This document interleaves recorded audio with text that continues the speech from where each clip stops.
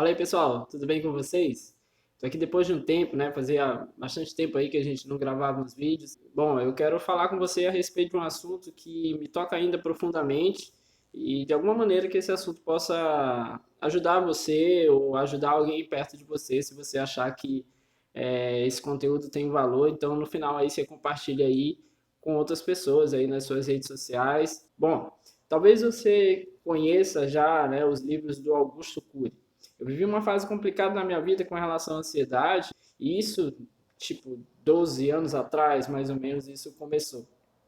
Tive uma primeira crise muito forte, parei no hospital, coração acelerado, o organismo cansado, a priori bem complicado de você entender o que de fato está acontecendo com você. Você uma hora está bem e uma hora parece que começa a aparecer um monte de coisas e é bem por aí. Bom, e aí eu tive uma primeira crise assim, parei no hospital, acabei num clínico geral, o cara me passou lá uma medicação, né, acho que é ansiolítico, que é o nome. E acabou me passando essa medicação, foi que me tranquilizou alguns dias, mas continuei vivendo com aquela situação. Você continua vivendo, né? Você continua levando a sua vida, você vai para o trabalho, você vai para a faculdade, mas você vive aquelas situações ali com um pouco mais de frequência e você passa a ter medo de ter crises novamente, né? Bom, e aí depois de uns anos já dentro do casamento, eu tive contato, né, com algumas primeiras obras do Augusto Cury e tendo contato ali com aquelas obras e ao mesmo tempo tendo já um contato muito forte com a palavra de Deus, com aquilo que Deus ministrava nas nossas vidas, eu comecei a refletir sobre algumas coisas e uma coisa que eu sou fascinado é ver a ciência se encontrando dentro da palavra de Deus. Não quero detalhar para você, e não sou psicólogo, não sou psiquiatra e não é o meu ramo de afinidade, vamos dizer assim. Mas dentro dos livros dele, em especial quando eu cheguei no livro intitulado Ansiedade, onde justamente ele tratava diretamente a respeito da questão da ansiedade, ele fala de uma teoria de janelas, né, da gravação da nossa memória. Ao longo do tempo, a nossa memória vai sendo gravada através das experiências que nós temos. Então, experiências boas vão sendo gravadas, experiências ruins, muitas traumáticas vão sendo gravadas também. E à medida em que nós vamos vivendo, a nossa mente ela acessa essas regiões de memória, vamos dizer assim. Semelhante àquilo que acontece no computador, por exemplo.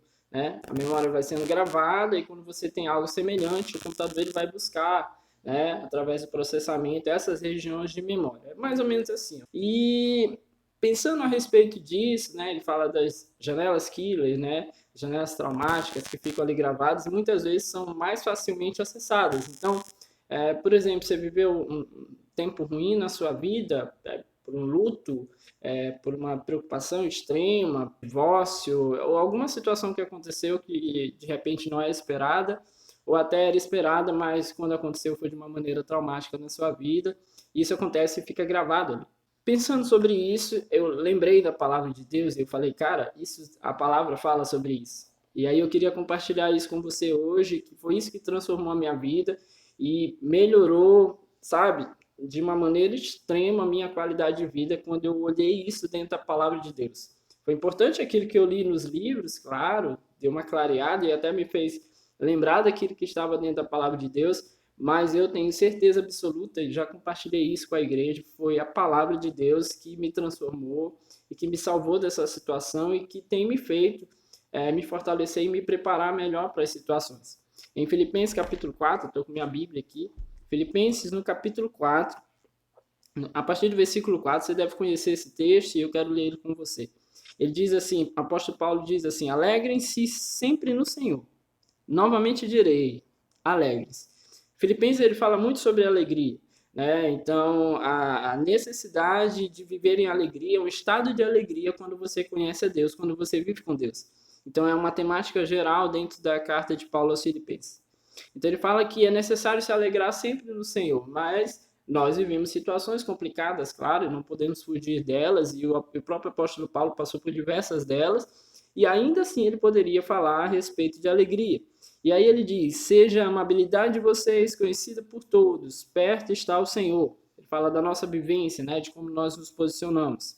E no versículo 6 ele fala diretamente a respeito da ideia do viver ansioso. Não andem ansiosos por coisa alguma, mas em tudo, pelas orações e súplicas e com ações de graças, apresentem os seus pedidos a Deus. Então, o nosso viver ansioso muitas vezes nos pega pensando e repensando uma forma de fazer, uma forma de agir, e aquilo nos angustia muitas vezes. E o apóstolo Paulo aqui dá a primeira orientação: não andem ansiosos por coisa alguma, levem tudo para Deus. Levem por oração, súplicas e especialmente com ações de graças. Diz o versículo 7, a paz de Deus, que excede todo entendimento, guardará o coração e a mente de vocês em Cristo Jesus. Meus irmãos, nós somos a religião daqueles que trabalham a sua mente. A palavra o tempo inteiro, ela trabalha a nossa mente e ela quer nos ajudar a fazer a gestão daquilo que nós pensamos, da forma como nós trabalhamos a nossa mente. Então ele diz, a paz de Deus, há uma paz que vem do Senhor. Ela não é uma paz que nós podemos gerar. A paz de Deus, que excede todo entendimento, guardará o coração, as suas emoções e a mente de vocês em Cristo Jesus. Então, a nossa mente vai ser guardada no Senhor. E isso é maravilhoso. A nossa mente guardada naquele que nos fortalece. A nossa mente guardada e orientada pelo Senhor. Então, ele vai nos fazer enxergar as coisas da maneira dele. Começar a compreender as coisas da maneira dele. Então, a nossa mente começa a ser gravada a partir do olhar de Cristo. Isso é maravilhoso. E aí o versículo 8 em diante, e isso para mim é mais fabuloso ainda, quando ele diz assim, finalmente, irmãos, tudo que for verdadeiro, tudo que for nobre, tudo que for correto, tudo que for puro, tudo que for amável, tudo que for de boa fama, se houver algo de excelente ou digno de louvor, pensem nessas coisas. Algumas versões concluem esse versículo dizendo assim, que isso ocupe o seu pensamento. E é bem aqui que eu queria chegar. O que tem ocupado o nosso pensamento?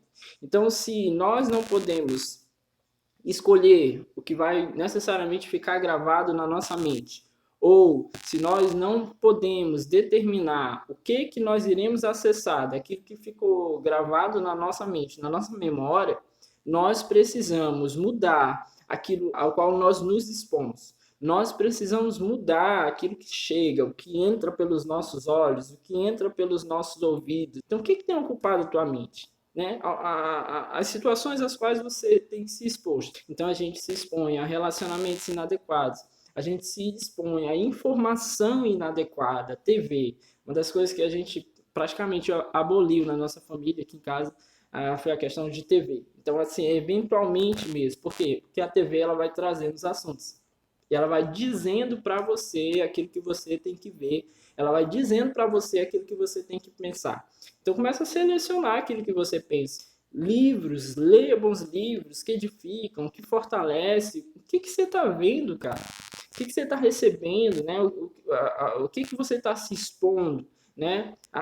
O cara acorda de manhã, aí bota lá na TV, aí bandeira 2, aí só notícia ruim, só problema. Bota no jornal naquele horário ali, aí já vem um monte de notícia ruim, um monte de notícia complicada. Vamos começar a selecionar, vamos começar a dizer o que a gente vai ver, tá bom? E isso transformou a minha vida.